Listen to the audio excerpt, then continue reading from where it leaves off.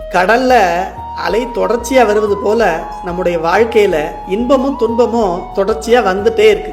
எப்படி கடலுக்கு நடுவுல மாட்டின ஒருத்தன் கரையே கண்ணுக்கு தெரியலையே, எப்படி இதுல இருந்து தப்பிக்கிறது, தப்பிக்க முடியுமா முடியலையான்னு கூட தெரியலையேன்னு கவலைப்படுவானோ, அதே போல நாமும் பல பிறவிகளை மாற்றி மாற்றி எடுத்து எப்படி இதை முடிவுக்கு கொண்டு வர்றது, வருமா வராதான்னே தெரியலையேன்னு தத்தளிக்கிறோம். அதனால்தானோ என்னவோ இதை பிறவி பெருங்கடல்னு சொல்லி வச்சாங்க.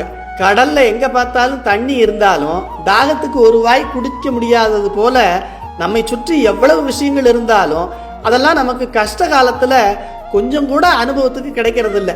இப்படி என்ன செய்யறதுன்னு தெரியாம தத்தளிச்சுக்கிட்டு இருக்கும் போது நல்ல வழி தெரிஞ்ச மாலுமி செலுத்தும் ஒரு கப்பல் வந்து நம்ம கரைக்கு கூட்டிட்டு போக வந்துச்சுன்னா எவ்வளவு சந்தோஷப்படுவோம்.